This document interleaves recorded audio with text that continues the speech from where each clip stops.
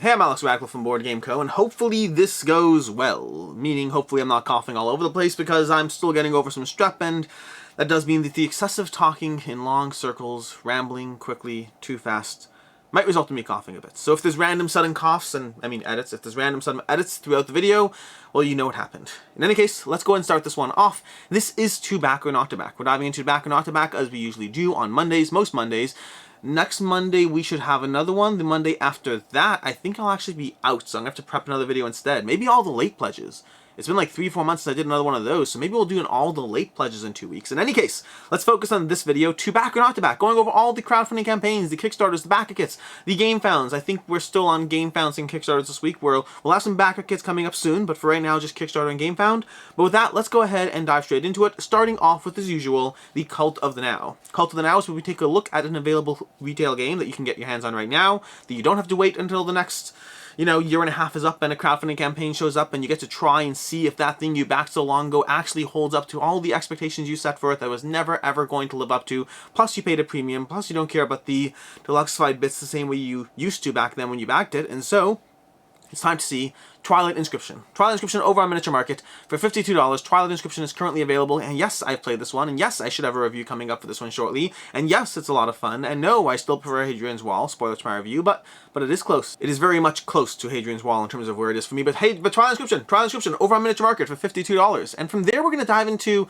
two pieces of board game news more so than anything else before we dive into the, Board Game Adjacent, before we dive into the what's not funding, and before we dive into the active campaigns. We're going to dive into two announcements just because I think they're big enough to talk about, and they're ones that I missed in my week in review for some, well, actually one of them I did not miss in my week in review, but Elden Ring is one that I did miss in my week in review this week because I got the news after, well, it's not entirely true, I got the news that it was going public after I filmed my week in review, but Elden Ring from Steamforged Games, already with 11,000 followers. This thing was just announced, I believe, on Thursday, but Steamforged Games that brought you Dark Souls and Monster Hunter World and a dozen other games, they are bringing you Elden Ring to Kickstarter, coming soon. When is soon? Well, we'll find out, but Elden Ring is coming soon, and then a million people were both like, well, fine, shut up and take my money, and also I hope this isn't Dark Souls 2.0. I assume it's not. I mean, honestly, Steamforged Games has generally been very public about their learning process through the nature of having something like Dark Souls come out of nowhere and just completely take them by surprise, and how they've continuously grown as a company, and speaking for myself, having played the more recent games, and having enjoyed most of them, not all of, well, I've enjoyed all of them, but I've really liked some of them and been fine with others, but Elden Ring is one I'm excited for, excited to see what they do with this one. And then similarly in the ELD category, we also have the Elder Scrolls. The Elder Scrolls Betrayal of the Second Era from Chip Theory Games. This is coming over in March 2023. It says that over here on the GameFound page. We have 7,600 people currently following this, but Elder Scrolls Betrayal of the Second Era, this is going to be Chip Theory Games' take on crossing Too Many Bones with an Elder Scrolls IP and seeing what the end result is. I assume the end result is something I like, but we won't know until I actually play it. But if you want to go through this page over here, they have a few bits of information from, pieces of art to cards to the map tiles over here to some character sheets, things like that over here if you want to check that out. And with that, let's go ahead and dive into Board Game Adjacent, starting off with Tantrum House. Tantrum House Season 9, Board Game Media, 339 backers and $11,000 raised. This is Season 9 of Tantrum House, 11 days to go. This is one that, this is another Tantrum House campaign. Their 9th one to be specific, where you can go ahead and sign up for a bunch of promos or bags or different options over here as far as different options for supporting Tantrum House. If you benefit from their content, if you watch the videos, if you appreciate them, this is a good opportunity to show them that you, well, care, appreciate all those good things as far. And this, by the way, they had a few designs over here. I'm not sure those are the rules. I enjoyed that one. And then hold on while I do the math, while I math it out. These are both solid designs. They have some solid designs over here. But yeah, Tantrum House, various things, various ways to buy a bunch of gear or options or things to support them. You can check out that Kickstarter. Links as always to everything down below. From there we have Relicblade, Catacombs of Kural. I recommend checking this one out. Check out the video on this one. This is a solo co-op 28mm fantasy finishers game by Sean Sutter. This is 477 backers, $60,000 raised, 11 days to go. Relicblade adventure battle game over here. This is bringing you a solo cooperative version of his Relicblade universe, as well as the introduction of a new faction through that process. Don't know a ton about it. I'm not usually into miniatures games in the classic sense, but I will say watching the video was fun. Seemed very heartfelt, seemed very genuine, seemed very cool as far as a way to support a small creator with an IP that you may already be interested in if you've backed his other Relicblade projects. From there we move into projects that are not yet funding, starting off with Valroc Win the Wizard Tournament. $7,500 raised out of a $20,000 goal, 91 backers. This is Valroc's second time on Kickstarter, and unfortunately they are still floundering as far as picking up that audience. Valroc's pitching itself as a bunch of games, such as auction and, you know, bidding and set collection and worker placement, a whole bunch of game mechanics, but overall I think that the art and the lack of a clear idea of how it actually plays from going through the campaign page is holding this one back. I'm expecting this one not to fund based on where it is currently, but ultimately we'll see. From there we have Cholas. I believe it's Cholas. It might be Cholas. With Jews, like the whole CH is like a hard ch, but I think this is a Cholas temple. I believe I watched the video. I believe it's Cholas. Either way, 62 backers. 62 backers, $2,178 out of a $5,179 goal, so this might fund, but again, not being halfway over the line yet at this point is a bit of a flag. It likely will not fund, but we'll see. But this is Cholas. Experience building out the Great Living Chola Temple. It's a strategy game where sculptors build a temple using stones and sculptures to gain rewards from the Chola King. Again, if you watch the video, very heartfelt from the creator who's trying to make this game. But over here, that's basically what you have. The game's going to run you roughly $37 for the early bird sculptor, $37 for the expert sculptor. But the early bird comes with the your name and grade on. Nope, that's not true. They both come with that. The limited edition Cholas Chocho book, Coco book over here, if the early bird option. But that's Cholas, build the temple or whatnot. Cholas, what's it called? Cholas, the Great Living Building Experience, building a Great Living Chola Temple. From there we have Waking Shards, the card game. Waking Shards, the card game. This is moving into the campaigns that are funding, I believe we're in the campaigns that are funding territory now, with 536 backers, $12,000 raised, 3 days to go. Waking Shards, the card game, is a portable dark fantasy card game. The art in this one looks very solid. Watching the video will not give you the greatest sense of how the game plays, but it will give you a solid sense of how, you know, beautiful the game looks, and maybe a dash of how the game plays as well.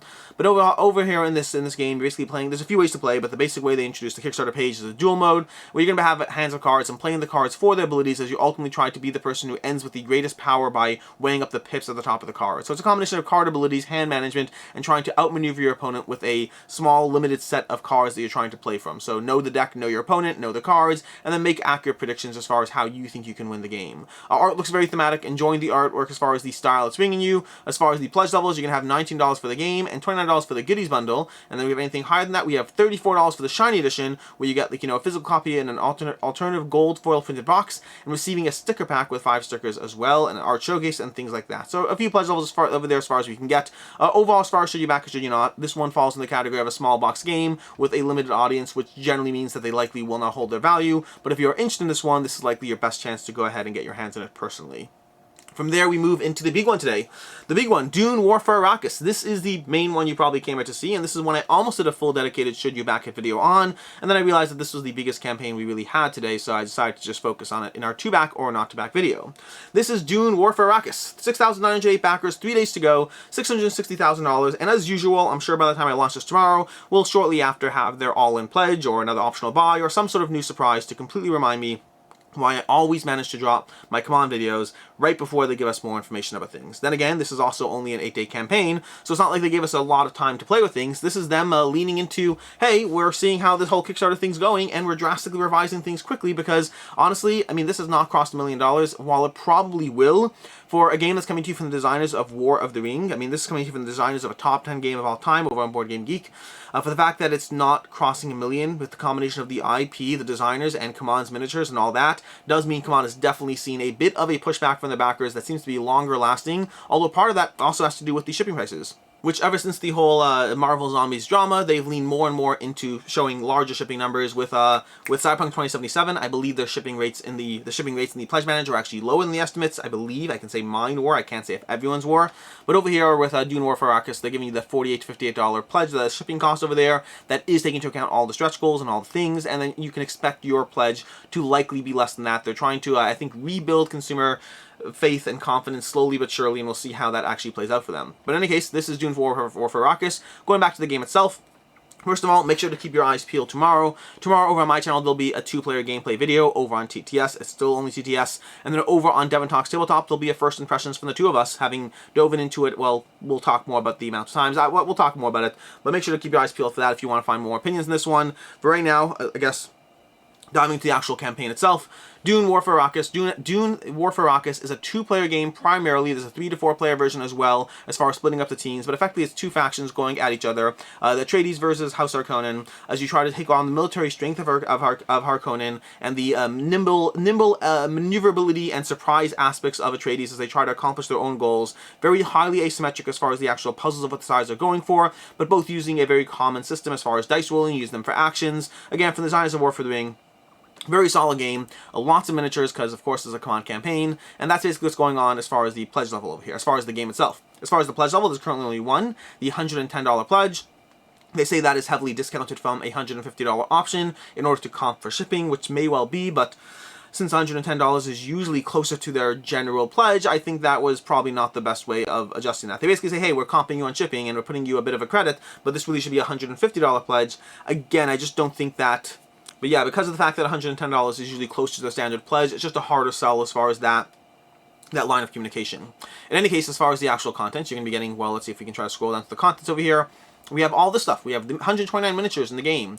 129 miniatures consisting of various troops, carry-alls, ornithopters, harvesters, the various sandworms, the boards, all the units over here from the various leaders they're going to have, as well as the various specific types of units, the types of soldiers, the regular, the elites, the Sardaukar, and all those different types over there. Over here we have the board, the dice, the components, the dashboards, the cards, tons of cards and abilities, tons of tokens, the various family atomic tokens as you blow up parts of the map, and then all the various extras being added as part of the stretch goals. Hopefully more to grow over there, but a whole bunch of extra leaders as well as extra sculpts, some of which will be making their way into future core boxes, so it's like kind of a stretch goal that will make its way into future products, but then others being actual Kickstarter exclusives, which is where we get into the whole typical should you back it, should you not. Short version, as any command campaign, as usual, it kind of depends on which way you're going. If you're focused on will it hold its value, if your focus is on will I be able to get this stuff later, the answer is this is the best price point you'll be able to get your stuff at. If you want those extras, if you want the various extra stuff that the game is giving you, anything Kickstarter exclusive over here, you're going to want to get that over here. You're going to want to get that now. We'll talk about the Spacing Guild very shortly. But if you want any of that stuff, it is what it is, especially if you want that playmat over there. Anything Kickstarter exclusive, the campaign is your best option to get your hands on it. Now, that doesn't mean you necessarily need it, because you do have to factor in that the price point of it, $110 plus like $50 shipping or whatever it is, so you're paying like $160, or you can pay half that to get this game at retail, but you will not get all those Kickstarter exclusive extras. So if you ask yourself, is the pricing of the extras for yourself, not as far as resale, as far as resale will hold its value, but for yourself personally in your collection, do you think those extra leaders and extra exclusives and the playmat and all those things are worth basically doubling the price of the game? That's the question you have to ask yourself, and ultimately it's a question that only you'll be able to answer. As far as the Spacing Guild, my assumption is that there will be some sort of optional all-in pledge later. Right now they're giving it to you for $40 on an MSRP at $50, which is already not worth it, and when you factor in the fact that they're also going to charge you extra shipping for that, likely, then the Spacing Guild, offhand, as it's not Kickstarter exclusive, until they give us additional reasons or to get this over here as part of the Kickstarter campaign, the only reason to get your hands on this would be because you just don't want to deal with the FOMO or the hassle or the what if down the road they say it's actually a Kickstarter exclusive and they didn't mean it to be. There are reasons to get this, but for the most part I would incentivize waiting for retail on this one, at least until they throw it into some sort of all-in pledge. That's what you have as far as Dune War for Arrakis, a very cool game from notable designers, for the notable IP, all those cool things, but ultimately still an expensive one, and still one that's showing that Command has still has a while to go as far as getting back the same audience that they used to. I mean, the fact that this is not $1 million campaign at this point is definitely a surprise to me. In any case, moving on to Clinic, the Deluxe Biohazard expansion, the final expansion. 1,003 backers, 11 days to go, $47,000 raised. Clinic, the Deluxe Biohazard expansion over here, is giving you that final expansion to Clinic, supposedly final, dealing with all the extra waste. This is it. It's the janitors dealing with the waste of the camp, of all the hospitals and the pills and the syringes and all those things you need to deal with. I guess pills don't really have waste; they're more swallowed. But yeah, dealing with all the waste of the hospitals. We have the Clinic line of just every single thing that is available over here. Tons of content for Clinic. And this is the final expansion to Clinic, coming in at $19 for the Biohazard level 1, $38 for 2 copies of it. And then you can go all the way up to €259 for basically every single thing Clinic Deluxe ever. Clinic is a well-rated game, very heavy game from artwork by Tool, designed by Alban VR. It's a well-rated game with a ton of expansions, a ton of ways to modify the experience, that had an original edition, then a deluxe edition, and then just from there, just expansion after expansion after expansion. Additionally, this is also your chance to go ahead and get your hands on a copy of Small City Deluxe Edition. Now, they had a recent Kickstarter for this. You'll be able to go ahead and late pledge this one as well if you want to get your hands on this at the same time. And that's basically what you have over here as far as Clinic, Deluxe Biohazard expansion, the All-In, the Small City Deluxe expansion, and all of that. Should you back it? Will it hold its value? Will it not? Our short version is, if you're looking at just the expansion, I'd go ahead and get it on the Kickstarter. It's almost always easier to just do that as opposed to trying to track down someone selling a singular expansion later. If you're looking for the all-in, on the other hand, the Clinic Deluxe content over here generally does not sell for fully at its value. So if it's one that you're looking at, hey, do I want this $260 pledge over here? And what will I do if it's not for me? The answer is likely you'll lose some money on it as far as selling on the second-hand market. This is a well-liked game, but once you have a game with this much expansion content, you kind of have to find the perfect buyer, and that gets harder and harder as games go on. From there we have Sagrada Artisans, a legacy game of dice drafting and stained glass window coloring. $123,000 raised, 1,400 backers, 11 days to go.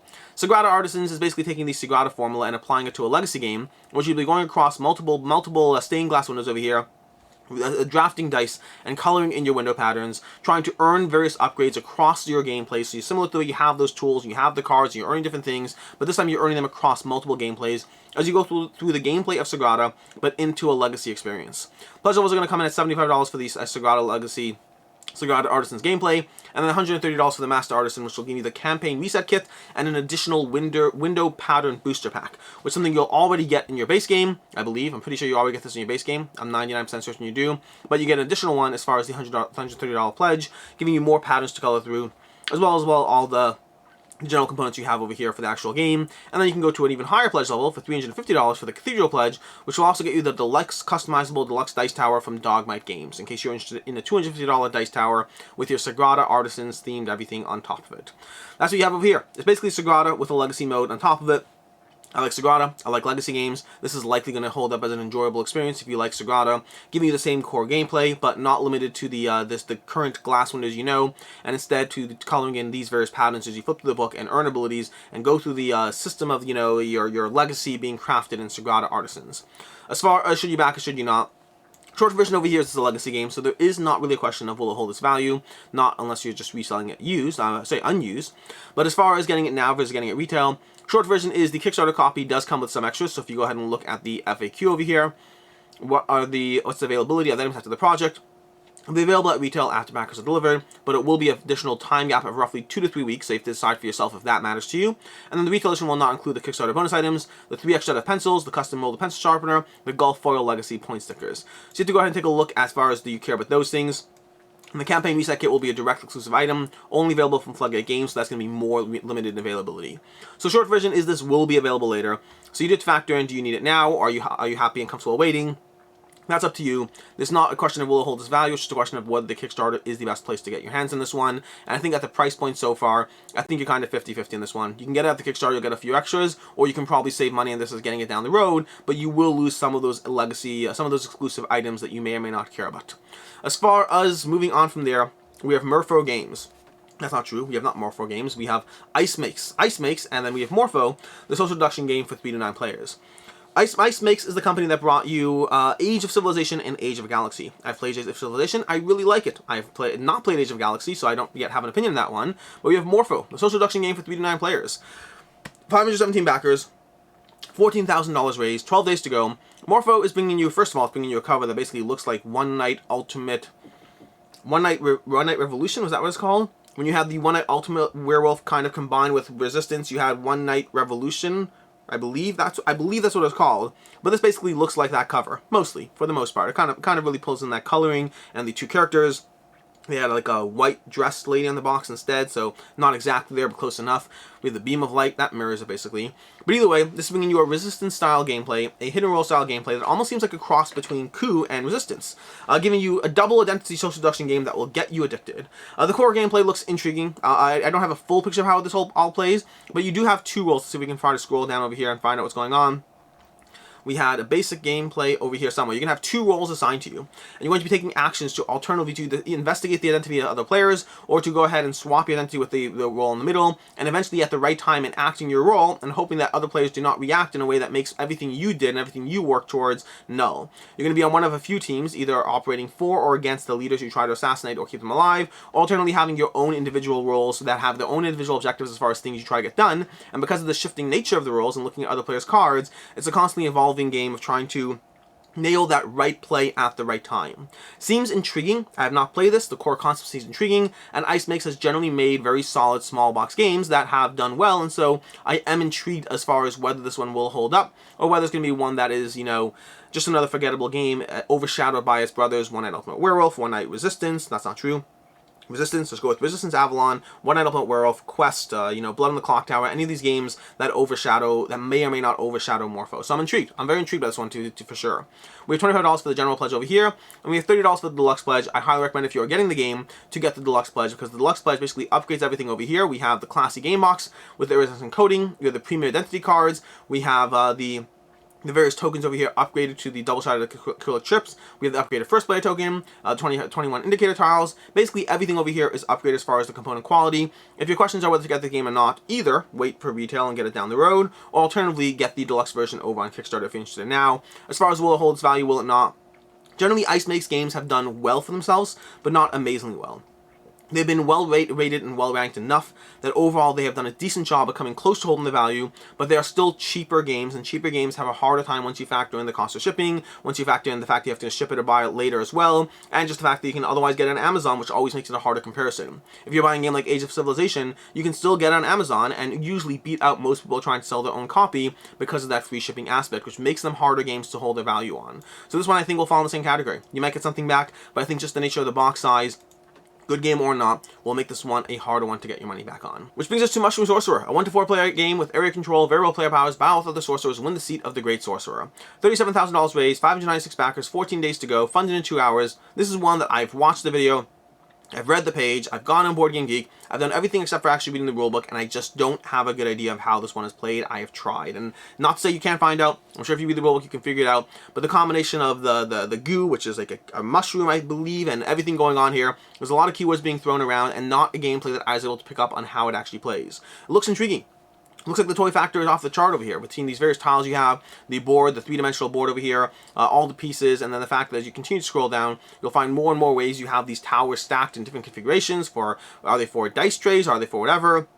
We have all these tokens over here. We have the Dice Tower Q over here of Horus the Ronin over here. We have the box insert, the 4 new spells, the box exterior, and all these goos over here. That's the thing. They raise the magical goo, which I'm pretty sure is a term for a mushroom or something along those lines. But yeah, look at this. Look at the toy factor here. As you have, where are we? Over here. No, there. We had them a second ago. Let's see if we can get them back over here. There we go. Look at these things. Look at these things. The toy factor is great on this stuff, and that's going to be across the board over here. As far as how the actual game plays, no idea. This one's going to run you $7. No, that's not true. Over there, $62 for the Apprentice Pledge over there. $82 for the... Is that 82? I think it's 82. $82 for the Master Pledge, which give you the core game, the Horus and the Echo of the Wind, and the Kickstarter exclusive items over there. And again, you can see lots of stuff over here. Here's Horus and the Echo of the Wind, with more various cool, fun little things you can take a look at, all of which stack nicely, look beautiful. Again, I just don't know how the game actually plays in this one. As far as should you back it, should you not, will hold its value. Right now, it's 600 backers right now, and if you look at their prior campaigns, I don't think this is one that is going to hold its value. The price point here, the toy factor is very large in this one. And if you want this game, Kickstarter is the safest place to get your hands on it for sure. But I'm less likely to think that it will hold its value, especially if you look at their past campaigns.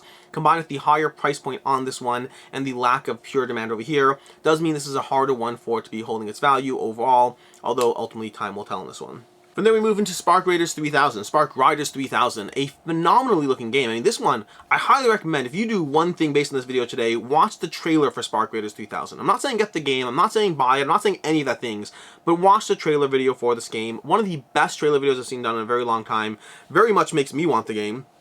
And yes, it is an app-run game, and it still makes me want the game. 520 backers, $45,000 raised, 15 days to go. This is from the same people who brought you Rune, another dungeon crawler based on an app, so they do have app-based experience over here. And you can check out the videos, well, from a dozen channels, but Quackle had video content on this one, you can check that out as well, both a gameplay as well as a preview, but this is a game of survivability in space. It's a standard pandemic-style game of bad thing happens, good thing happens, and you're trying to make sure that the good things are more efficiently done than the bad things, so that you can ultimately outpace them and win the game. But along the way, you're being run by this app that is basically taking you through space. Hey, there's going to be enemies up a few clicks ahead, and there's going to be this part of your ship is falling apart, and your batteries need to be charging, you need to fix that left side over there, and ultimately you need to make sure that you can get the goods to your destination before things blow up in your face. So it's managing and navigating that mission kind of scenario and progression for you as you go through the game. trying to give you very much that feeling of being stuck in space on a spaceship, trying to survive and outpace your enemies as you hopefully do not have your ship blow up in front of you. Again, the video looks amazing, the production looks amazing. There's going to be 2 pledges over here. There's going to be the €39 retail pledge over here, which you can get plus the applicable stretch goals, or over there the $81 commander pledge, which will give you the commander box and the 3,000 prosperity box and all the stretch goals. If you're interested in the game with all the miniatures and all the upgrades, you're going to want that $81 pledge over there. But again, overall, this one just looks overall, this one looks absolutely phenomenal as far as the production quality, as far as the app integration. It does very much have a series-style voice to it so far. I don't know if that's going to stick or not. I hope not. I'd love to see some more personality from the app itself, but hopefully that's just a beta thing or a prototype thing as far as where we are. But yeah, over here, the stretch goals over here, the upgraded box over here will give you the Spark Riders 3000, the Commander box, the Prosperity box for free, which will give you the extra content over there, as well as upgrading all the standees and tokens and all that stuff to miniatures, which for a game like this definitely seems like it would enhance the gameplay immersion. Overall, looks very intriguing. I'm certainly intrigued by this one, and this was not on my radar at all. In fact, Jesse Quackle invited me over for a playthrough, and I said too many things on my plate, and I was like, not today, but, you know, maybe later. And looking at this campaign, I kind of wish I had said yes, because I want to see more about this game. In any case, with all that out of the way, this is Spark Riders 3000. And so, as far as should you back it, should you not, will it hold its value, all of that. This one I'm kind of skeptical on. I mean, right now, the production and the component quality and all the things and the price point and everything would make me say normally yes on this one, but it is not picking up that audience. Now, I don't know if it's because of the lack of advertising in general. I don't know if this just didn't hit wide enough. I don't know what it is that's holding this one back. Maybe it's the app integration, but $80 for a box chock full of miniatures with a game that looks like this and a trailer that looks like this is the kind of thing that I absolutely would have normally thought that people would be bargaining to go ahead and pick up a copy of, and so far it just doesn't have that level of demand. So I'm kind of on the fence with this one. Normally I would think this would hold its value, but perhaps it just doesn't have the attraction and the level of having people jump on board that I would have otherwise thought, and that does mean that I'm also skeptical as far as will it hold its value down the road. If it's not pulling people in doing Kickstarter, it usually won't pull people in after the Kickstarter either. So for now, I'm going to put Spark Riders down as kind of in the category of likely not holding its value, just primarily based on how well it's not doing. It's doing fine, it's just not knocking it out of the park. From there, we move on to one that is knocking it out of the park, Necromolds, Call to Arms expansion and reprint. 2,433 backers, 17 days to go, $396,000 raised. Necromolds is coming back with a Call to Arms expansion as well as a reprint offer. So basically more content for those who want it, as well as the original content for those who couldn't get their hands on it at the time. As far as what Necromolds is, it's basically Play-Doh combined with Warhammer. That's what it is. I know that sounds silly, but that's exactly what it is. You're basically trying to mold your various soldiers. You're going to have a limited number of clay as part of your army, and you're going to, or Play-Doh or clay or whatever the material is, and you're going to have to mold them with the better troops taking up more molding clay, and so you have a limited number you have a limited amount of Play-Doh to create your army, and from there it comes down to, you know, using in a classic skirmish game of, you know, measuring range, measuring distance, trying to move your armies across the board, having your opponent use their ring to go ahead and smash them into the ground as you take down your Play-Doh enemies, stabbing them full of wounds and swords as part of the new expansion content of the game. This is Play-Doh. This is Play-Doh combined with Warhammer and giving you that very much a toy feel to the game. I've seen this one. I've seen it. Jesse had a copy. I've seen it over at Gen Con. They had displayed. This is one that is definitely very heavily leaning into the toy factor, but it's leaning into the toy factor in a way that's pulling in thousands of backers, because this is pulling in $400,000 and, like I said, 2,500 backers already. As you sit there and you make your little Play-Doh creations, put them on the board, eventually have them stomped on by your enemies, and have them. Let's see if we can find a picture of them being squashed. Well, we have them being stabbed with a banner over there for extra perks. We have them being stabbed with wounds as you wander through battle. You have them over. Look at that guy, just slowly being squashed to death over here. Do we have a picture of them being actually squashed? I don't see one over here, but there was one earlier. That's what Necromolds is. Necromolds is, again, a skirmish game combined with Play-Doh, and somehow managing to pull in enough of an audience off that, because it's bizarre, but it works. As far as what we have over here, we have $25 for the Monster Pack, we have $40 for the Call to Arms expansion, $60 for the Battle Box Starter Set, and $100 for all the new stuff in this campaign, and then from there we have $275, skipping over the $165 for the retailer, we have $275 for the I Want Everything, absolutely everything, over $300 value supposedly, 48-hour special, includes an exclusive ring and all that stuff. Just a ton of ways to spend your money on various Play-Doh Play-Doh Warhammer stuff, which is not a combination of things I typically would have thought would work, but hey, who knows? Now, here we are, and this is what we have access to, apparently. In any case, moving on, we have Age of Inventors. Age of Inventors over here, this is coming in at $24,643, 460 backers, 21 days to go. Age of Inventors is a game where you're going to be running your lab, gathering equipment as you try to bid or on the various inventors and on their inventions in order to place them down, not really bid so much as buying. You'll be buying your various inventions and your inventors as you place them down across the grid, trying to make sure you follow the placement rules as far as the colors of the inventors, making sure you don't have inventors next to each other, trying to take advantage of the grid, put things down, and take advantage of their actual placement bonuses, as well as the worker placement bonuses. Inventors will have a worker placement bonus, the inventions will have a general one-time bonus, so you can place them down and move up on various tracks, all as you try to figure out how to maneuver better than the other opponents in the game. You're going to try to be working with a very tight resource conversion engine in this game as you try to move up a few tracks and show your prowess and your progress in the various fields of, well, different fields of invention and all that stuff. But yeah, that's what you're doing as far as this game. You can have lab equipment, you can have worker placement, you can have action selection, all combined in this game. You can check out my review over on my channel, you can check out a gameplay over on Cracklos. Whole lot of content coming to you from Meeple Pug over there, our small indie company, Meeple Pug. As far as the pledge levels, we have $50 for the Inventor Core pledge, and we have $59 for the Inventor Deluxe pledge over here. Once you're getting this over here, I highly recommend getting the Deluxe pledge if you're getting this on Kickstarter. If you want to wait for retail, by all means, get the Core pledge then. But if you're getting on Kickstarter, I recommend getting the Inventor Deluxe pledge over here. And that's going to give you the core game. Let's see if we can scroll down over here. That's going to give you over here the core game over here, as well as the core game resources awarding components, all unlock stretch goals. So you're getting those upgraded resources as far as the actual, again, the upgraded resources as far as the unlock stretch goals for the campaign as you go through this. And that's basically what you have as far as Age of Inventors. Has a fun little insert somewhere if you can find the GIF showing you how that works. And that is basically everything, which brings us to the picks of the week. And for picks of the week, there's a few kind of things here. Starting off the bat, the one that's most likely to hold its value is going to be Dune War for Arrakis. In general, for picks of the week, I do a what's most likely to hold its value, as well as what is my personally most interested in. For most likely to hold its value, I think Dune for War for Arrakis is an easy win. There's a bunch of options over here as far as things that may or may not, or this or that. But I think War for Arrakis is one that is an easy win as far as just, it has the Kickstarter exclusive content, it has an IP, there are going to be people who want to hunt that stuff down, there's people who find out about the game later, this is coming to you from the creators of War of the Ring, there are going to be people who absolutely want that stuff, including potentially yourself.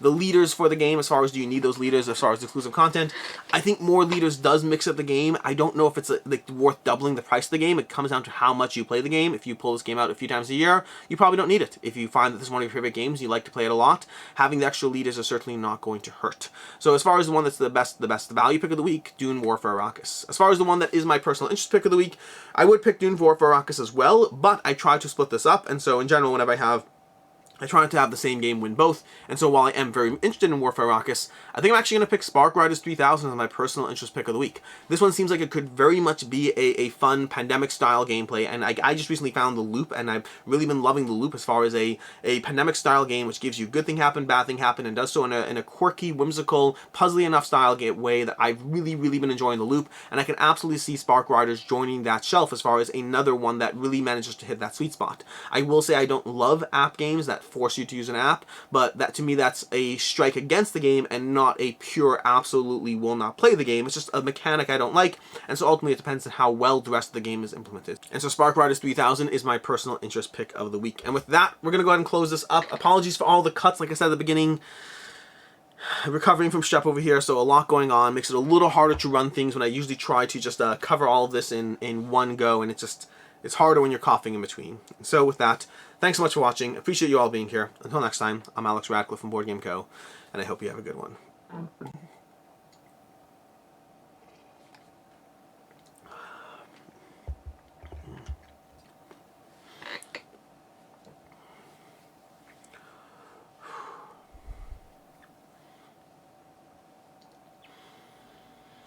I don't know what it is about donating kidneys. Donate one and everyone thinks you're a hero, but walk in with 5 and suddenly the cops are like, ooh, where are you? Who are you? How did you get your hands on these?